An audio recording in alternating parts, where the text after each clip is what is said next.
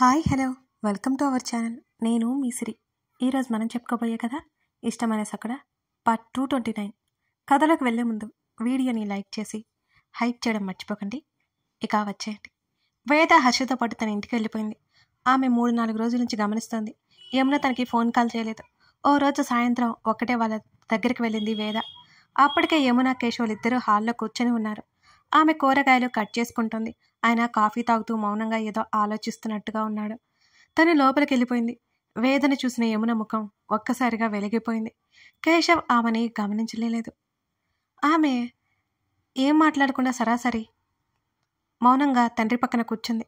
అప్పుడు గమనించుకుని, వేద ఎప్పుడొచ్చావురా అని అంటూ ఆతృతగా అడిగాడు కేశవ్.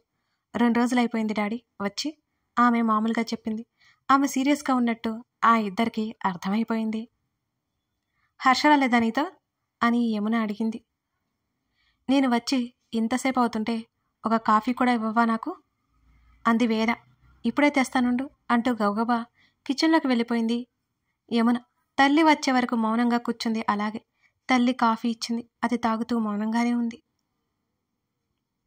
ఏమైంది వేద అలా ఉన్నావు కేశవ్ అడిగాడు. ఆమె కాఫీ కప్ పక్కన పెట్టి వాళ్ళిద్దరి వైపు చూసింది. అది నేను అడగాలి. ఏంటి వేద? మీరు నాతో మాట్లాడి 3 రోజులు అవుతుంది. నేను కాల్ చేస్తే బయట ఎక్కడో ఉన్నానని చెప్పారు. సరే తర్వాతైనా నాతో మాట్లాడొచ్చు కదా అని ఇద్దరిని ప్రశ్నించింది. నిజంగానే బయట ఉన్నామే. ఇంటికి వచ్చిన తర్వాత ఇక మర్చిపోయాం యమున ముందుగా అన్నది. ఓహో నన్ను మర్చిపోయారన్నమాట అని వేద అడిగింది. వేద ఏంటా మాటలు? నన్ను కాదు అనాల్సింది, మీ ఆవిడికి చెప్పండి నాన్న. దూరం పెడుతోంది నన్ను. వేద కళ్ళల్లో నీళ్లు తిరిగాయి. ఆమె గొంతు పట్టేసినట్టు ఉంటే బలవంతంగా ఏడు పాపుకుంటున్నట్టుగా ఉంది. వేద ఏమైంది అని అడిగాడు. మీరు ఎప్పట్లా ఉన్నా మీ భార్య ఉండట్లేదు అని కంప్లైంటింగ్గా చెప్పింది. యమున భార్య వైపు చూశాడు. అదేం లేదు వేద అని యమున ఏదో చెప్పబోయింది. నాకు తేడా తెలీదు అనుకుంటున్నావా? ఏమైంది మీకు? తల్లిని నిలదీసింది. నిజంగానే ఏం కాలేదు వేద, నేను డిస్టర్బ్ చేయడం ఎందుకని అన్నది. నేనేం విరగదీసే పని చేయట్లేదు, ఊరికే ఉన్నాను, అర్థమవుతుందా? ఆమె కోపంగా అన్నది. అది కాదే. మరేంటి చెప్పు, ఉట్టప్పుడు తెగ తిడతావు కదా, ఇప్పుడేమైంది? నోరేమైంది లేవట్లేదు అంది వేద. వేద నువ్వేదేదో ఆలోచించకు అని కేశవ్ అంటుంటే, నేను కాదు నాన్న ఆలోచించేది, ఇదిగోండి ఈవిడే. వేద రోషంగా తల్లివైపు చూసింది. వేద వినిపిస్తుంది చెప్పు ఏంటో. ఆమె ఒక్కసారిగా ఏడ్చింది. వేద కంగారుగా తల్లి దగ్గరికి వెళ్ళింది. ఆమె ఏడుపు ఆపుకోవడానికి ప్రయత్నం చేస్తుంది, కానీ ఆమె వల్ల కావడం లేదు. అమ్మా ఏంటిది? కంగారుగా తల్లిని హత్తుకుంది వేద వారిస్తున్నట్టుగా. వేద నేను నిన్ను మర్చిపోతానా అని అడిగింది. అడుగుతావేంటి, మర్చిపోయావు కదా అన్నది వేద. ఇంతకుముందు కూడా నీ గురించి ఆలోచిస్తున్నానే, నువ్వొచ్చే ముందు వరకు కూడా అన్నది యమున. అబద్ధం చెప్పకమ్మా, నిన్ను ఎలా మర్చిపోగలను నేను? గొడ్రాలుగా ఉన్న నన్ను అమ్మని చేసి నిన్ను మర్చిపోతానా? చెప్పు అన్నది యమున. అమ్మా ప్లీజ్ అలా మాట్లాడుకో. వెళ్ళావు, నిన్ను కదిలించడం ఎందుకని ఫోన్ చేయలేదు అంతే అన్నది యమున. అంటే ఏంటి నీ ఉద్దేశం? మిమ్మల్ని నేను మర్చిపోతానన్నా? అదేం కాదు వేద, నీ ఉద్దేశం ఏంటో నాకు అర్థమైంది అని కోపంగా చెప్పింది వేద. భార్య భయం ఏంటో అర్థమయ్యి కేశవ్ మౌనంగా ఉన్నాడు. వేద విషయంలో ఆయనకి మాత్రం ఎటువంటి సందేహం లేదు. వేద మనసులో వాళ్ళ స్థానం ఏంటో ఆయనకి బాగా తెలుసు. చూడమ్మా, వాళ్ళు నా కన్న తల్లిదండ్రులు, కానీ నువ్వు వాళ్ళకంటే తక్కువ కాదు. తక్కువ అంటే నేను ఒప్పుకోను. మీరు లేకపోతే ఈరోజు నేను ఇలా ఉండను. వాళ్ళ కోసం నేను చాలా తాపత్రయపడ్డాను నిజమే. వాళ్ళని కలవడం నేను ఎంత సంతోషపడ్డాను. నిజంగానే వాళ్ళని వదిలి రాలేకపోయాను.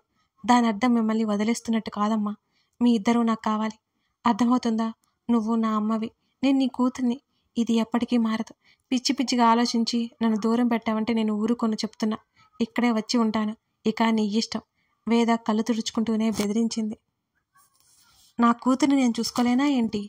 యమున కన్నీళ్లతోనే నవ్వింది.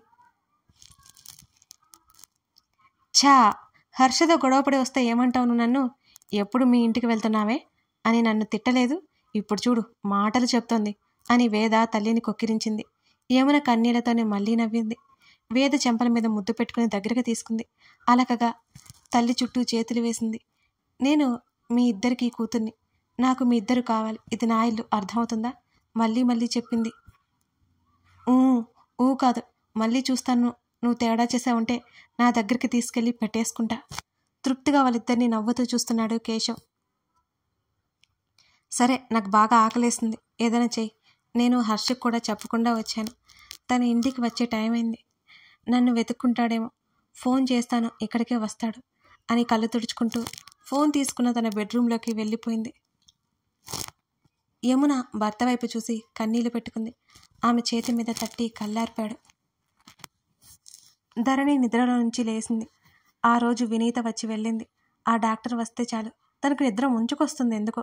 కాసేపు తిట్టుకొని గదిలో నుంచి బయటకొచ్చింది ధరణి. ఆమె నెమ్మదిగా అడుగులో అడుగు వేసుకుంటూ అమృత మాటలు వినిపించడంతో అక్కడే ఆగిపోయింది. అమ్ము, ఇక్కడుందేంటి? ఆమె పిలవబోతుండగా దీక్ష మాటలు కూడా వినిపించాయి ధరణికి. ఎంతైనా కమల్కి మరదలు కదా దీక్ష, ఆమెను ఆ పరిస్థితిలో వదిలేయలేక అమృత వచ్చినట్టుంది అని దీక్ష మీద జాలిపడింది ధరణి. ఆమె వాళ్ళని కదిలించకుండా ఆ గది దాటి వెళ్ళడానికి సిద్ధమైంది. అప్పుడే అదే సమయంలో వినిపించాయి దీక్ష మాటలు. ధరణి చలనరహితంగా మారిపోయింది. నన్ను క్షమించు అమృత, నన్ను క్షమించు. అమృత కాళ్ళ మీద పడిపోయింది దీక్ష.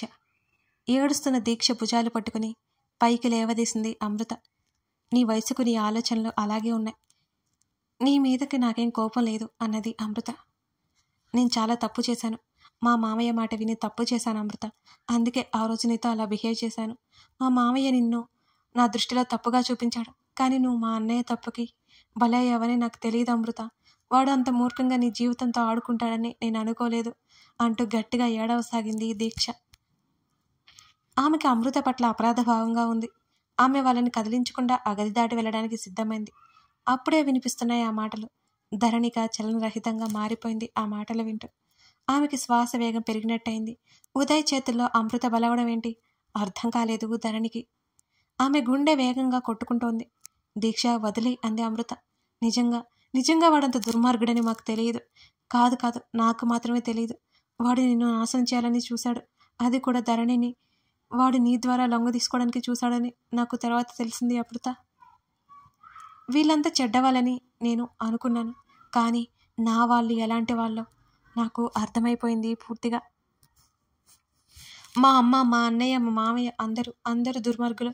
వాళ్ళ వల్ల నువ్వు ప్రాణాలు పోగొట్టుకోపోయావు. అంతకంటే ముందు మా అన్నయ్య ద్వారా నరకం చూశావు. అలాంటిది నిన్ను ఎన్నో మాట్లాడినాను, నీ క్యారెక్టర్ని తప్పు పట్టాను. నువ్వు ఎంత కష్టపడ్డావో దాని నుంచి బయటపడ్డాక ప్రయత్నం చేస్తుంటే నా మాటలతో నిన్ను హింసించాను. ఇవన్నీ మీరు మర్చిపోయినా నేను మర్చిపోలేను అమృత. మీరంతా మంచి మనసుతో నన్ను ఇంటికి పిలిచినా నేను మాత్రం రాలేను. నన్ను క్షమించు అమృత, నన్ను క్షమించు. నేను కూడా మా అమ్మకే కదా పుట్టాను. మళ్ళీ మీ మధ్య రావడం, నా మెదడులో చెడు బుద్ధి పుట్టడం, మిమ్మల్ని ఏదైనా నేను చేస్తాను. వద్దు, ఇవన్నీ వద్దు. ఇప్పటికీ నాకు బ్రతకడానికి కష్టంగా ఉంది. నేను ఇక్కడ ఎక్కడ ఉండలేను, అందరికీ దూరంగా వెళ్ళిపోతాను. నువ్వే మాట్లాడమృత. ప్లీజ్ బావకి చెప్పు, నన్ను ఎక్కడికైనా పంపించమని చెప్పు. దీక్ష వెక్కి వెక్కి ఏడుస్తున్న శబ్దం. అమృత నిశ్శబ్దం. అమృతలో నిశ్శబ్దం. ధరణి ఆలోచనలు అమృత దగ్గరే ఆగిపోయాయి. అమృతని అడ్డుపెట్టుకుని తనని నాశనం చేయడం ఏంటి? ఉదయ్ చేతుల్లో అమృత బలవడం ఏంటి? ఊహించుకుంటుంటేనే ఆమె శరీరం వణికిపోతోంది. అమృత పరిస్థితి గుర్తుకొచ్చింది. ధరణి అలాగే అక్కడే గోడ కానుకొని కూర్చొని ఉంది. అమృత దీక్ష మాటలు కొనసాగుతూనే ఉన్నాయి. తన మామయ్య కుటుంబం మీద పగబట్టిన రజనీ వాళ్ళు గగన్ని బాధ పెట్టాలని కూడా, దీక్ష కోసం అమృత ప్రాణాలు తీయించాలనుకోవడం, అమృత ఒకప్పుడు ఆమెను చంపాలనుకోవడం, తన కోసం వెళ్ళిన అమృత ఉదయ్కి చిక్కిపోవడం, ఇవన్నీ సూచాయిగా వాళ్ళ మాటల ద్వారా అర్థమవుతున్నాయి ధరణికి.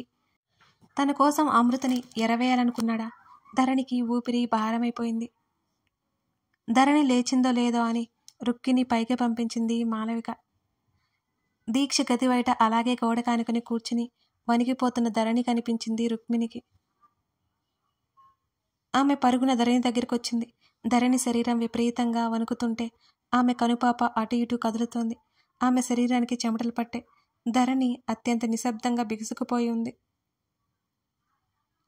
ఏవో మాటలు లీలగా వినిపిస్తున్నాయి. ధరణి 2 చేతులతో తల పట్టుకుంది.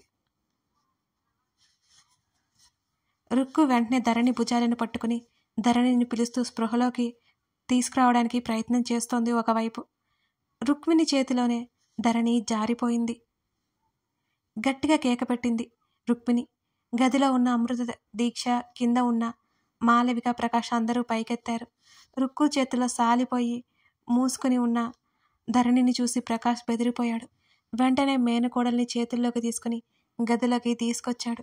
ధరణిలో మునుపటి లక్షణాలు బాగా కనిపించగానే అందరూ బాగా భయపడ్డారు. ధరణి హఠాత్తుగా అలా ఎందుకైపోయిందో ఎవరికీ అర్థం కాలేదు. ఎవరు పిలుస్తున్నా ఆమె పలకడం లేదు. ఎవరి కంగారులో వాళ్ళున్నా ఉండగా అమృత ముందుగా తేరుకుని కాల్ చేసింది గగన్కి. అంతకుముందే అతను ఆ ఇంటి నుంచి బయటికి వెళ్ళాడు.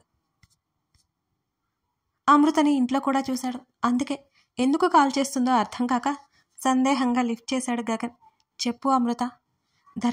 ధరణి మళ్ళీ పడిపోయింది. స్పృహలోకి రావట్లేదండి. అమృత మాటలు విన్న తర్వాత అతనికి గుండె గుబేలుమంది. అతని కారు సడన్గా బ్రేక్ పడింది. నేను వెంటనే బయలుదేరి వస్తున్నా అని అంటూ అతను యూటర్న్ తీసుకుని డాక్టర్కి కాల్ చేశాడు. తను వచ్చే ముందు కూడా బాగానే ఉంది. సడన్గా ఏమైంది? వినీత ట్రీట్మెంట్కి కూడా బాగానే రెస్పాండ్ అయింది. చాలా వరకు మర్చిపోయిందని వినీత కూడా తనతో చెప్పింది. సడన్గా కళ్ళు తిరగడం ఏంటి? అతనికి అర్థం కావడం లేదు. స్పృహలో లేకపోవడం ఏంటి అసలు? అతని కారు వేగంతో పాటు అతని గుండె వేగంగా కొట్టుకోసాగింది. తను నిద్రలో నడుస్తున్నట్టు మీదకు నడిచింది ధరణి. తనని ఎవరో టెర్రస్ మీదకి రమ్మని పిలుస్తున్నారు. తను నెమ్మదిగా వెళుతోంది. టెర్రస్ ఎవరి వరకు వచ్చింది. తన దగ్గరగా ఏవో మాటలు వినిపిస్తున్నాయి. ఆమె పైనుంచి కిందకు చూసింది. చాలా ఎత్తుగా కళ్ళు తిరుగుతున్నట్టు అనిపించింది. పిట్టగొడను మరింత గట్టిగా పట్టుకుంది ధరణి. ధరణి చాలా చిన్నగా మాటలు వినిపిస్తున్నాయి ధరణికి. ధరణి ఆ మాటలు క్షుణ్ణంగా వినడానికి అప్రయత్నంగా కళ్ళు మూసుకుంది. నీ వల్ల పెద్ద ఘోరం జరిగింది ధరణి. నీ వల్ల అమృత జీవితం నాశనం అయిపోయింది అని ఎవరో చెప్తున్నారు. ఆ మాటలు వింటూనే ధరణి ఆశ్చర్యపోయింది. ఆమె పెదవులు ఎందుకు అని అడగడానికి ఆరాటపడుతున్నాయి. కానీ ఆమెకు నోట మాట రావడం లేదు. ఆ మాటలు వింటుంటేనే. నీకోసం, కేవలం నీకోసం ఉదయ్ అమృతని కిడ్నాప్ చేశాడు. అమృతని రేప్ చేశాడు. అమృతని చిత్రహింసలు పెట్టి టార్చర్ చేశాడు అని చెప్తుంటే ధరణి ఒక్కసారిగా కళ్ళు తెరిచింది. ఆ మాటలు వినిపిస్తూనే ఉన్నాయి. అసలు ఆగట్లేదు. 2 చేతులతో బలంగా తలపట్టుకుంది ధరణి. నో నో ధరణి కీచుగా అరిచింది. అమృత వద్దు వద్దు అని వేడుకుంటున్నా రాక్షసంగా ఆమెని అనుభవించాడు ఉదయ్. దీనికంతటికీ కారణం నువ్వే ధరణి, నువ్వే. నీ వల్లే ఇలా జరిగింది. నిన్ను పెళ్లి చేసుకోవడానికి ఉదయ్ ఇదంతా చేశాడు. నీకోసం ఏ పాపమూ తెలియని అమృత బలైపోయింది. ఉదయ్ చేతుల్లో నరకం అనుభవించి చావంచుల వరకు వెళ్ళి వచ్చింది. ఇప్పటికీ అమృత ఆ చేదు జ్ఞాపకాలను మర్చిపోలేక నరకం చూస్తోంది. ఇదంతా నీ వల్లే ధరణి, కేవలం నీ వల్లే. నీకోసం ఉదయ్ అమృత జీవితంతో ఆడుకున్నాడు. ఆ మాటలో ఆగడం లేదు. 2 చేతులు చెవులడ్డు పెట్టుకొని ధరణి విలవెల్లాడిపోతుంది. కథ కొనసాగుతోంది. మరి అమృత గురించి అసలు విషయం ధరణికి పూర్తిగా తెలిసిపోతుందా? ఆ తర్వాత ధరణి రియాక్షన్ ఎలా ఉంటుంది తెలుసుకోవాలంటే మిగతా కథ చూడాల్సిందే. కథ నచ్చితే లైక్ చేసి కామెంట్ చేయండి. కథ ఆ విధంగా వెళ్తుంది, ఈ విధంగా వెళ్తుంది అని మీరు అనుకున్నా, నేను స్టార్టింగ్లో ఈ కథ ఎలా అయితే డిజైన్ చేశానో అలాగే వెళ్తుందండి. మరి కథ అంటే ప్రతి ఒక్క పాయింట్ ఉంటుంది కదా, అన్నీ చూపించాలి కదా, అందుకే అన్నీ ఉంటాయండి. Thank you.